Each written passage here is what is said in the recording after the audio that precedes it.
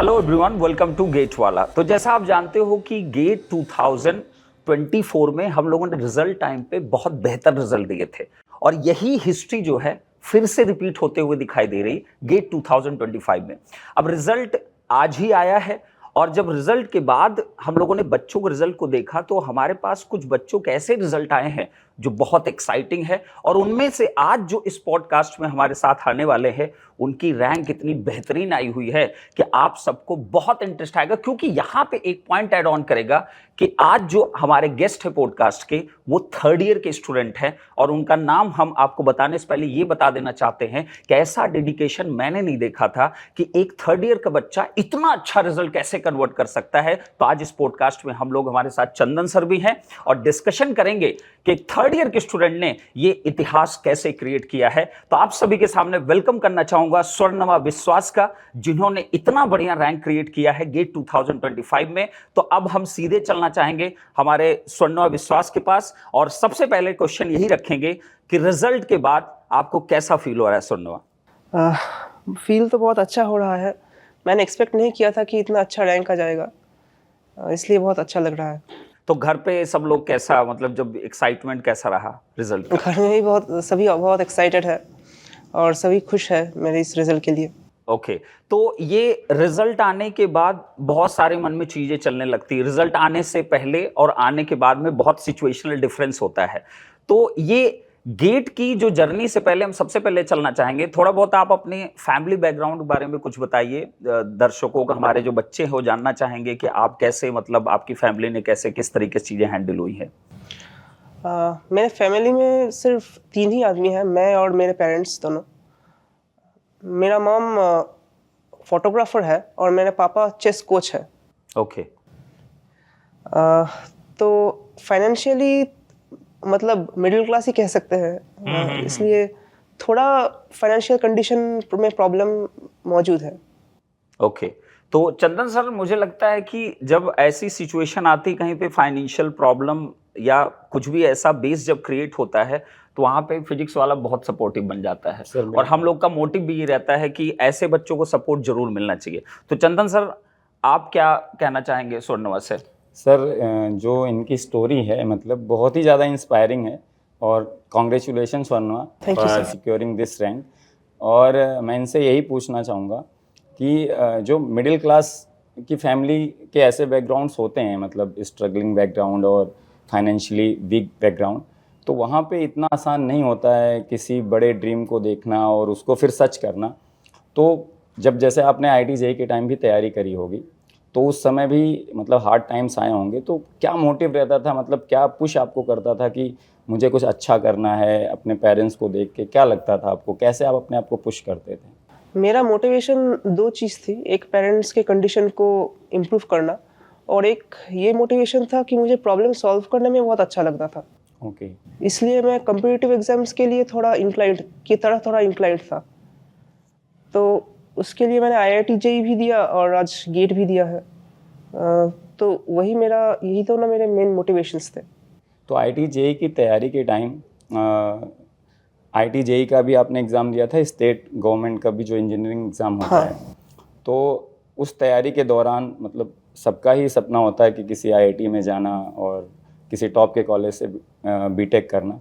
तो उस टाइम पे IIT JEE आपका कैसा हुआ था और स्टेट आप जादवपुर यूनिवर्सिटी में किस तरह से एंट्री आपको मिली थी, किस बेसिस पे आपने चूज़ किया था उस समय?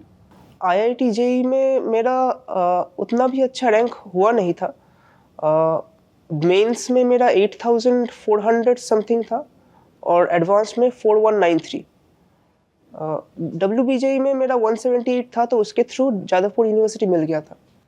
ओके, मतलब सर जो स्टार्टिंग से अगर विश्वास का देखा जाए तो ये मेधावी तो शुरू से रहे हैं, क्योंकि आप स्टार्टिंग से देखो तो 12th के बाद आपका ड्रॉप है 12th के बाद? नहीं, ड्रॉप नहीं है। अच्छा, ड्रॉप आपने नहीं लिया है? नहीं। तो ये काफी मतलब मुश्किल होता है, क्योंकि मैंने देखा 12th के बाद बच्चों का ड्रॉप बहुत होता है, स्पेशली IIT JEE इन सब प्रिपरेशन बच्चे करते हैं। और जादवपुर यूनिवर्सिटी अपने आप में इतनी मतलब बहुत वर्सेटाइल यूनिवर्सिटी है, बहुत बेहतरीन यूनिवर्सिटी है, बहुत टॉप क्लास की यूनिवर्सिटी में उसका नाम आता है। तो आपने वो जब एक कॉम्पिटिटिव फेस आपने ऑलरेडी देख लिया था कि IIT JEE के टाइम पे जाधवपुर यूनिवर्सिटी आपको जब मिला था अपने स्टेट एग्जामिनेशन के थ्रू, तो जाधवपुर यूनिवर्सिटी जब आप पहुंचे, जब आप फर्स्ट ईयर वहाँ पे एंट्री किए बीटेक में, तो इंजीनियरिंग को आपने किस तरीके से चेस किया कि आप थर्ड ईयर में आके गेट की जर्नी स्टार्ट करने के बारे में सोच पाए? उसके बारे में थोड़ा बताइए। जब मैं जादवपुर यूनिवर्सिटी में एडमिशन लिया तो फर्स्ट ईयर के फर्स्ट सेमेस्टर में ही सिलेबस स्टार्ट हो गया था। मतलब मुझे तब गेट के बारे में पता नहीं था, लेकिन उसका बेसिक्स वहीं से क्लियर करना स्टार्ट हो गया था, क्योंकि फर्स्ट सेमेस्टर में बेसिक इलेक्ट्रॉनिक्स आ रहे थे, बेसिक इलेक्ट्रॉनिक्स और बेसिक इलेक्ट्रिकल। तो कॉलेज जो पढ़ा रहा था वही मैं, उससे ही मेरे बेसिक्स क्लियर हो रहे थे।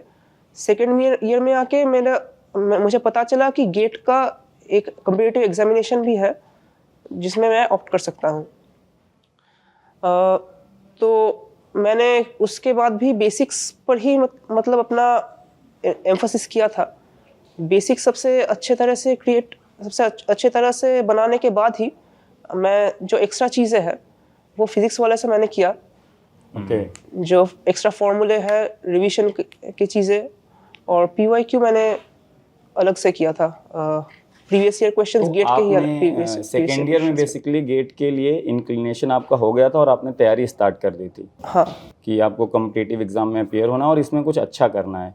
तो मतलब आपने सेकेंड ईयर और फिर थर्ड ईयर ऑलमोस्ट मतलब 1 से 1.5 साल 2 साल अच्छे से प्रिपरेशन करी, एंड देन ये रैंक हमारी जो आपकी आ रही है वो रैंक आ पाई है। हाँ। तो फिजिक्स वाला ने तो आपकी हेल्प करी। तो कॉलेज के साथ बच्चों की बहुत बड़ी प्रॉब्लम है, मतलब आप तो उनके लिए इंस्पिरेशन और एग्जाम्पल बनने वाले हो कि कॉलेज के साथ किसी और एग्ज़ाम की प्रिपरेशन, और गेट जैसे जो कि one of the toughest examination बोला जाता है इंजीनियरिंग बच्चों के लिए, वो कैसे आप मैनेज करते थे दोनों टाइम को? क्योंकि यूनिवर्सिटीज़ में भी प्रेशर होता है, वहाँ के कैरिकुलम्स होते हैं, उनको फॉलो करना होता था। तो वो कैसे आप मैनेज करते थे? मैंने जब देखा कि कॉलेज का जो पढ़ाई है उससे गेट का भी बहुत सारा कॉन्सेप्ट्स क्लियर हो रहे हैं, तो मैंने पहले एम्फोसिस कॉलेज की पढ़ाई में ही किया था। ओके। तो उससे ही कॉन्सेप्ट्स क्लियर करवाए, और अलग से गेट के जो बेसिक्स के अलावा जो चीज़ है वो सब किए। ओके। मतलब सर मतलब आपने एक तरीके से एक फर्स्ट ईयर आने के बाद ही एक रुझान आपका पहले से क्रिएट हो गया था कि आपको पता था गेट के बारे में फर्स्ट ईयर में कि गेट जैसा कोई फर्स्ट ईयर में अच्छे तरह से पता नहीं था, सेकंड ईयर में पता चला, लेकिन फर्स्ट ईयर से ही मतलब बेसिक्स की तैयारी शुरू कर दी। मतलब अगर एक बच्चा कॉलेज में अगर है तो मुझे लगता है कि कॉलेज के सिलेबस को जो बच्चे आजकल सर मतलब कि अलग रखते हैं और गेट की अलग से प्रिपरेशन करते हैं, तो मुझे लगता है कि अगर दोनों को कंबाइंड लेके चलें तो वो प्रिपरेशन संभव है और बहुत अच्छे तरीके से वो कन्वर्ट कर सकते हैं। और ये आपने प्रूव भी कर दिया इस चीज़ को। ये जो रैंक आई है ये इसी का नतीजा है कि कॉलेज सेमेस्टर और गेट को आपने कभी अलग नहीं करने की कोशिश किया, आपने उसको मर्ज करके रखा। हाँ। तो ये मतलब बच्चों के लिए इतना मुश्किल क्यों होता है? वो हमेशा अलग अलग रखते हैं कि कॉलेज सेमेस्टर तो मैं 2 रात में निकाल दूंगा और गेट के लिए मुझको स्पेशल कुछ अटेंशन चाहिए होगा। तो उन बच्चों के लिए आप क्या बोलना चाहेंगे? वो बहुत इंपॉर्टेंट है बच्चों के लिए। मुझे लगता है कि कॉलेज में जो पढ़ाते हैं वो सेमेस्टर के 2 रात के बजाय अगर शुरू से किया जाए तो कॉलेज के प्रोफेसर्स जो पढ़ाते हैं, जो नोट्स देते हैं, उससे बेसिक्स बहुत क्लियर हो सकता है। तो मुझे लगता है कॉलेज की पढ़ाई सेमेस्टर के शुरू से ही स्टार्ट कर देना चाहिए, और उसके साथ साथ गेट के जो एक्स्ट्रा है वो करते रहना चाहिए। ओके। तो यहाँ पे एक चीज मैं बता देना चाहता हूँ आप लोग को, जितने लोग भी देख रहे हैं इस पॉडकास्ट को, स्वर्णवा विश्वास हमारे पराक्रम 2.0 गेट 2025 बैच में एनरोल्ड हैं। और यहाँ पे एक क्वेश्चन तुरंत आएगा मेरे दिमाग में, क्योंकि मुझे ऐसा लगता है कि आप काफ़ी ब्रिलियंट रहे शुरू से ही, जो कि हम लोग जर्नी देख पा रहे हैं सर। 12वीं के बाद से आपका काफ़ी अच्छा इंक्लिनेशन है पढ़ाई की तरफ। तो आपको कब फील हुआ कि हमें मतलब PW बैच में आना चाहिए, या मतलब आपका कब आपको एहसास हुआ कि बैच भी सपोर्ट हमारे लिए एक अच्छा क्रिएट कर सकता है? मैं बैच के लिए सर्च कर रहा था जब मैं थर्ड ईयर में था, आज से 10 महीने पहले। मुझे लग रहा था कि मुझे एक वेल ऑर्गेनाइज्ड चीज़ों की ज़रूरत है। वो मुझे PW में खरीदने के बाद मिला। वहाँ का जो नोट्स का जो एनसाइक्लोपीडिया है, गेटोपीडिया है, उससे मुझे बहुत हेल्प हुआ। तो उसको ही मैंने मेनली फॉलो किया था, और क्लास नोट्स तो मौजूद ही है। क्योंकि ये इतना वेल ऑर्गेनाइज्ड है, इतना अच्छे तरह से पढ़ाया गया है, इसलिए मैंने इस प्लेटफॉर्म को ऑप्ट किया। ओके, चंदन सर, आप कुछ पूछना चाह रहे थे? हाँ, मैं ये पूछना चाह रहा था कि थर्ड ईयर के साथ मैंने भी सर गेट दिया हुआ है, और थर्ड ईयर का ए रैंक अचीव करना बहुत बहुत ही हिस्ट्री मुश्किल है काम सर, है। ये हाँ। हिस्ट्री क्रिएट हुई है, मतलब क्योंकि अभी तक history बच्चे ने create किसी ने किया नहीं है सर, ये पहली बार होने वाला है। तो आप जब जैसे गेट एग्ज़ाम लिख के जब आप आ गए थे, कई बार हमें उस टाइम पता नहीं होता है कि ये आने वाली है, तो आप क्या एक्सपेक्ट कर रहे थे कि मेरी ये रैंक आएगी? मतलब मैं एक्चुअली ये रैंक एक्सपेक्ट नहीं कर रहा था। मैंने क्वेश्चंस बहुत सारे किए थे, शायद 58 किया था क्वेश्चंस, उनमें से एक्यूरेसी इतना अच्छा आ जाएगा मुझे पता नहीं था। आप 58, हाँ 58 अटेम्प्ट इज़ क्वाइट हाई, मतलब 55 प्लस अटेम्प्ट मतलब बहुत ही अच्छा अटेम्प्ट होता है। और आपके कितने सही थे? मतलब 4 गलत थे। 4 गलत थे, मतलब तो परसेंटेज जो मिस्टेक है वो बहुत कम है। मतलब एक्यूरेसी जो हम लोग कहते हैं हमेशा बहुत इंपॉर्टेंट होती है। तो आप मतलब जब एग्ज़ाम दे के आए थे तो इतना एक्सपेक्ट नहीं कर रहे थे कि ये इतनी अच्छी रैंक मेरी आ सकती है? क्योंकि बहुत सारे कंसेप्चुअल थे, मुझे लगा था कि कुछ जगह कोई सिली मिस्टेक हो ही सकता है। हाँ, वो तो चांसेस रहते हैं हाँ, हमेशा तो ही। उसके लिए मैं ये एक्सपेक्ट नहीं कर रहा था। तो फिर भी आप जैसे एक्सपेक्टेशन क्या थे कि रैंक कितनी आ सकती है? होती तो है ही एग्ज़ाम देने के बाद, अगर किसी का अच्छा गया एग्ज़ाम तो ये फीलिंग तो आई जाती है कि मेरी हाँ इतनी तो आई जाएगी, अच्छी रैंक आएगी, वो तो फीलिंग रही होगी। ऑब्वियसली टॉप करने की या अंडर 5 या अंडर 10 आने की फीलिंग तो मतलब बाद में जब रिज़ल्ट आता तभी पता चलती है, लेकिन उसके पहले ये फीलिंग तो जनरेट हो जाती है जिसकी रैंक आने वाली होती है कि हाँ मैंने अच्छा किया है। तो एग्ज़ाम देने के बाद वो फीलिंग आई थी कि नहीं कि हाँ मेरा एग्ज़ाम काफ़ी अच्छा गया है? वो फीलिंग थोड़ा आई थी, मुझे लगा था कि 100 के अंदर हो सकता है। अंडर 100 आप सोच रहे थे? हाँ। उससे तो कुछ ज़्यादा उससे तो बहुत exceptional बहुत है। ज़्यादा एक्सेप्शनल हो गया है। यहाँ पे देखिए, क्योंकि मेरा ऐसा मानना है कि आप आज यहाँ पे बैठे हुए हैं तो ये बहुत ही बड़ी बात है, एक इंस्पिरेशन है बच्चों के लिए, स्पेशली कॉलेज गोइंग के बच्चों के लिए। क्योंकि मैं देखता हूँ कि सबसे ज़्यादा जो स्ट्रगलिंग फेज़ है ना, उन्हीं के लिए है। उनको ऐसा लगता है कि कॉलेज उनके लिए एक मतलब, कई बार तो मुझे ऐसा एहसास होता है कि बच्चे ऐसा फील करते हैं उन्हें कॉलेज कर्स है उनके लिए, मतलब मतलब जैसे कॉलेज चले गए पाप हो गया, कॉलेज क्यों ही है।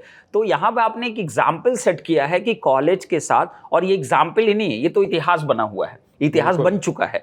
तो कॉलेज के साथ चीजें पॉसिबल हैं अगर उसको स्ट्रीमलाइन सही तरीके से किया जाए, जैसा कि स्वर्णा विश्वास ने किया हुआ है कि थर्ड ईयर में रहते हुए इस मुकाम तक पहुंचे हैं जो आप भी अचीव कर सकते हो। और हम लोग यही सब बातें आप लोग से करते हैं कि आप बेटा कॉलेज को और एग्जाम को अलग मत करिए, एक करके रखेंगे तो चीजें आपके फेवर में जाएंगी। और सर एक चीज़ और, मतलब इनकी स्टोरी, मतलब जो जैसे पहले भी बात हो रही थी कि मतलब कई बार मैंने बच्चों को देखा है कि वो बैकग्राउंड इतना स्ट्रांग नहीं होता है, तो गिव अप बहुत जल्दी आ जाता है। बहुत जल्दी आता है कि मतलब उनको अगर थोड़ा सा कुछ करते वक्त कुछ नहीं होता है तो उनको लगता है कि यार मतलब मैं कर नहीं पाऊंगा कुछ चीज़ें, गिव अप मार देते हैं। लेकिन स्वर्णा के केस में मतलब बैकग्राउंड इनका इतना स्ट्रांग नहीं होते हुए भी इनको पता था कि मैं पढ़ाई लिखाई करके और इस फील्ड में अच्छा करके बहुत अच्छा कर सकता हूँ, अपने पेरेंट्स को सपोर्ट कर सकता हूँ। और वो थर्ड ईयर के साथ वो करता है, मतलब इट इज़ एक्सेप्शनल, मतलब वो बहुत कम लोग कर पाते हैं।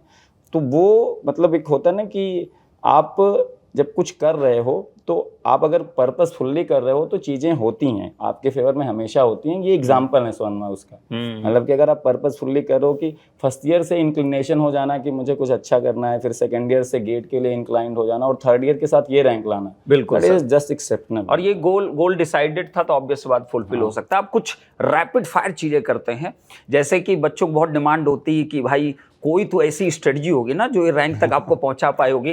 तो आप मुझे ये बताइए कि आप एग्जैक्टली अपनी प्रिपरेशन के जर्नी में, एक्सेप्ट बैचेस एंड ऑल, इन सब को छोड़ दीजिए, ये सब तो चलिए एक सपोर्टिव सिस्टम रहते ही आपके लिए है, बेस्ट स्ट्रेटजी अगर एक दो आप बताना चाहेंगे बच्चों को, तो आपने क्या ऑप्ट किया जो सबसे बेहतरीन आपके लिए सक्सेसफुल रही हो? मुझे जो लगता है कि जो स्ट्रेटजी अप्लाई करना चाहिए वो है, फर्स्टली कंसेप्ट्स को बहुत अच्छे से पढ़ना, कंसेप्ट्स क्लियर होना चाहिए। सेकेंडली रिवीजन करते रहना, रिवीजन अगर नहीं किया तो कुछ होगा नहीं। बहुत ज़्यादा इम्पोर्टेंट। हाँ, एंड प्रैक्टिस के रिसोर्सेज क्या होने चाहिए? प्रैक्टिस के रिसोर्सेस गेट के जो PYQs मौजूद है उससे किया जा सकता है, टेस्ट सीरीज से किया जा सकता है। अच्छा, टेस्ट सीरीज आपने नाम लिया सुनना तो मुझे एक पॉइंट याद आ गया। टेस्ट सीरीज बच्चे हमेशा ना मतलब इच्छुक तो रहते हैं, खरीद तो लेते हैं टेस्ट सीरीज को, लेकिन ज़्यादा अटेम्प्ट देते नहीं हैं। तो टेस्ट का कितना बड़ा रोल है? आपने कितने मॉक दिए, आपने कितने सब्जेक्ट वाइज टेस्ट दिए और आपने कैसे हैंडल किया टेस्ट को? टेस्ट की इंपॉर्टेंस कितनी रही आपके प्रिपरेशन में? टेस्ट की इम्पोर्टेंस तो बहुत ही है, उससे पैटर्न रिकग्निशन का जो रोल है वो फुलफिल होता है। और क्योंकि गेट पैटर्न को मतलब रिसाइकल करता है, फिर से लाता है, तो उसके लिए पैटर्न रिकग्निशन भी बहुत इंपॉर्टेंट है। तो मुझे लगता है गेट का PYQ या फिर टेस्ट सीरीज देते रहना चाहिए, लगातार देते रहना चाहिए। नए पैटर्न से हमें पता चलेगा क्या क्या पैटर्न मौजूद है। चंदन सर, कुछ आप और बता रहे थे कि स्वर्णा कुछ और भी चीजें करते हैं प्रिपरेशन के अलावा? He is also a good player of chess. तो उसके बारे में कुछ एक्सपीरियंस शेयर करवाइए आप सर। थोड़ा बताइए जो हमारे व्यूअर्स हैं इनको कि आपकी चेस में रेटिंग क्या है और आप चेस मतलब जो भी है कौन से मतलब किस लेवल तक पार्टिसिपेट किए हो अभी तक? मेरे चेस में रेटिंग फीडे रेटिंग है 1856 और मैं एज ग्रुप के नेशनल्स में खेला हुआ हूँ। ग्रेट। समझ रहे हैं सर? और इसके पीछे एक रीजन भी है, आपने थोड़ा अपने फादर के बारे में भी आप कुछ बता रहे थे, तो उसको भी थोड़ा बताइए। मतलब ये चेस की भी जर्नी में आपके फादर का भी शायद रोल रहा है। हाँ। तो कैसा रहा, मतलब किस तरीके से आपने?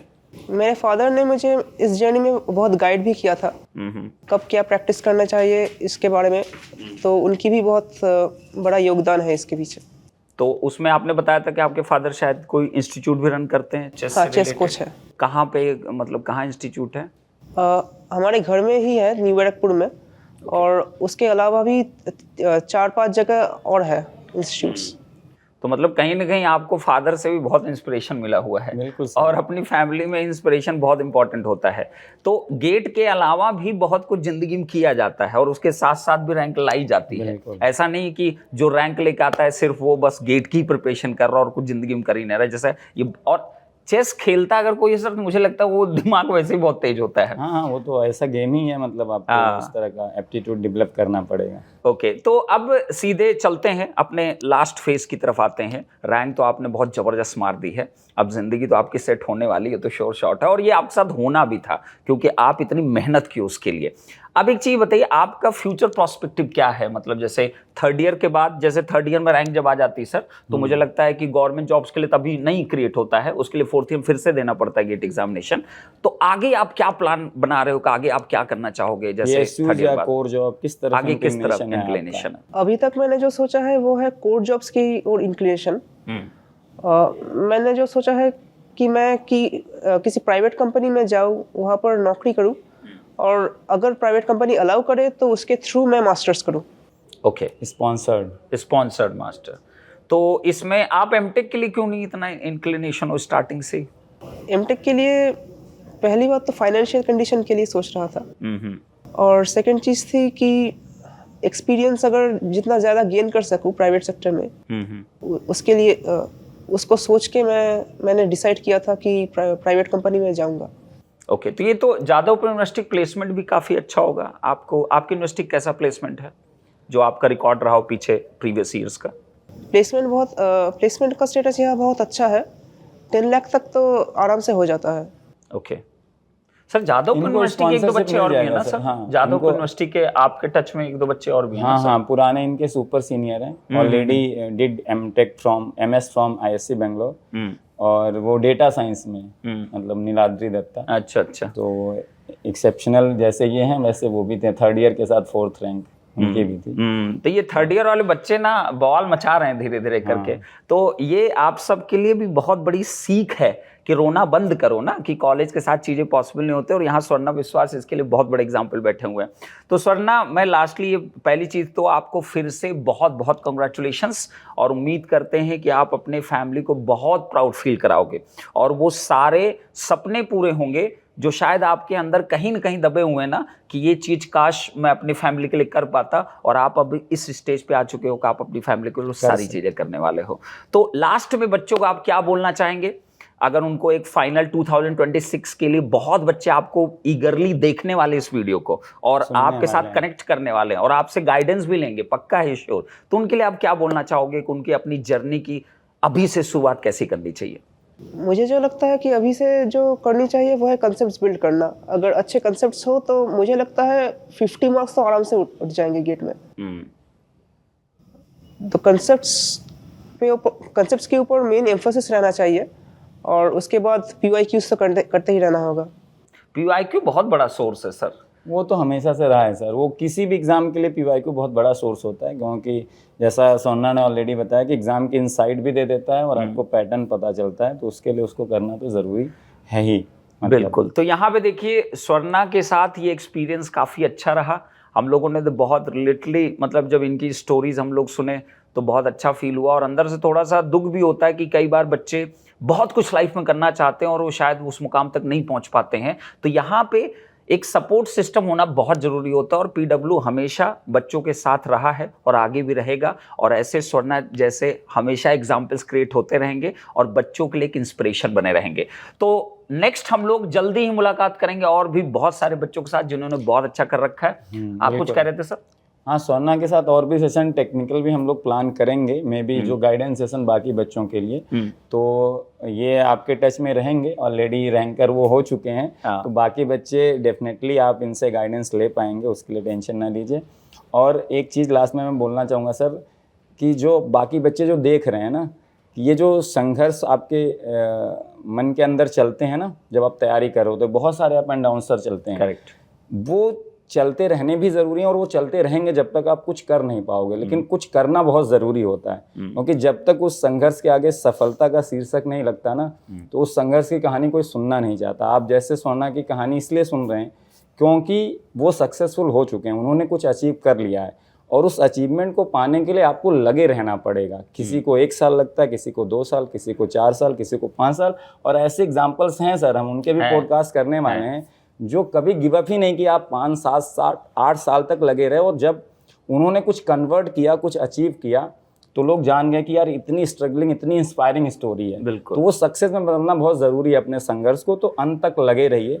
स्वर्णा की कहानी से इंस्पिरेशन ले सकते हैं, और ऐसे एक्सेप्शनल लोग आते रहते हैं और आते रहेंगे, और आप भी नेक्स्ट हमेशा हो सकते हैं अगर आप लगे रहेंगे तो। बिल्कुल सर। तो यहाँ पे देखिए अब इस पॉडकास्ट को ज़्यादा हम लोग और नहीं स्ट्रेच करते हैं, और उम्मीद करते हैं कि आप लोग बहुत कुछ सीखोगे, और कॉलेज वालों शिकायत करना बंद कर दिए। गेट 2026, 27 सब आपके लिए है, करना चाहोगे तो बहुत कुछ हो सकता है। स्वर्णा जैसे आप भी वो सब कुछ अचीव कर सकते हो जो आप जिंदगी में अपने करना चाहते हो। फाइनेंशियल अनस्टेबिलिटी हो या स्ट्रांग हो, अगर करना चाहोगे तो बहुत कुछ आप लाइफ में कर सकते हो। तो बहुत बहुत धन्यवाद स्वर्णा, आप यहाँ पाए, हम लोगों के साथ अपने एक्सपीरियंस को शेयर किए, और उम्मीद करते हैं आगे भी हम लोग आपके साथ और भी सेशंस करेंगे और बच्चों को मोटिवेट करते रहेंगे। बहुत बहुत thank you so much. Thank you sir. Thank you.